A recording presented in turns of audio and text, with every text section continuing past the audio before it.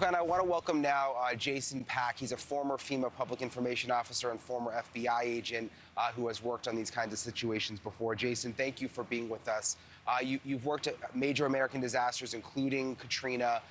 Where do you think things stand now? I mean, there's been a lot of helicopter activity behind us. The current is still too strong for boats to go in the water. But do you think there's the possibility that people could still be rescued at this point?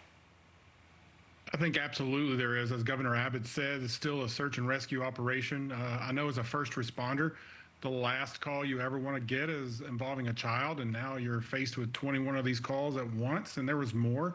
But just think of those 800 and so rescues that have already happened, and thanks to ordinary citizens doing extraordinary things, not only the first responders, but just the community members as you've profiled in your pieces here, all pulling together. I'm sure we're going to hear just heart-wrenching stories and stories of bravery coming from these camp counselors, as you had your guests in the last piece there, those two little ones and their mom, just what the camp counselors have done. So those folks should not be overlooked. But in the meantime, the Federal Emergency Management Agency now, after President Trump signed that disaster declaration, opened up the federal resources. So while the focus is on search and rescue, there are also other things going on behind the scenes at these emergency operations centers.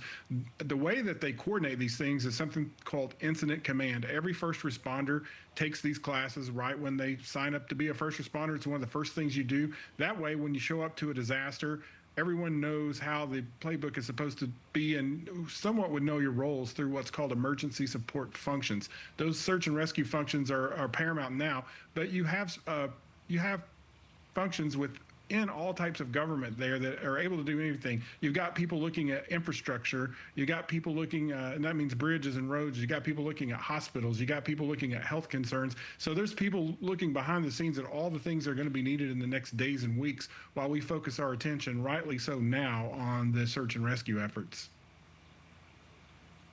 It seems like it really complicates things, though, Jason, that there is now another flood watch. And even out here at the river, we've watched the water rise a little bit, even since we've been standing here for the last hour or so. That's obviously something that these first responders have to take into account as they're trying to continue to find people. For sure. You have to keep your eye to the sky and take the watches and warnings seriously. And usually in these types of disasters, they are in close coordination with meteorologists that they have on staff there. Usually these shifts will start with a weather briefing and then operational priorities.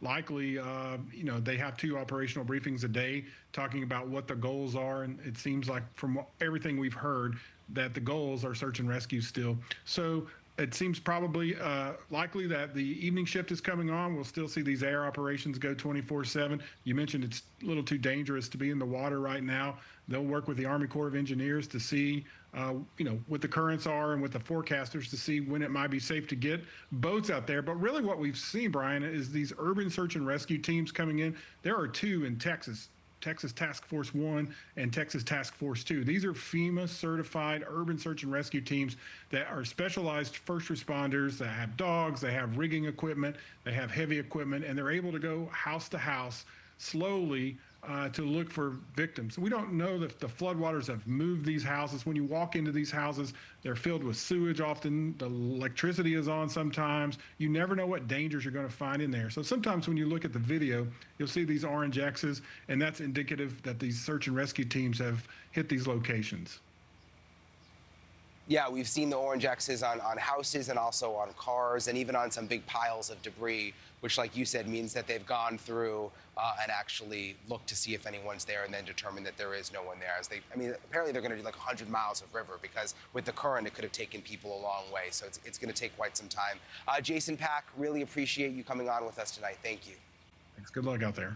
Thank you for watching. Subscribe below and download our NewsNation app right now on your phone, and you will get fact-based, unbiased news for all Americans.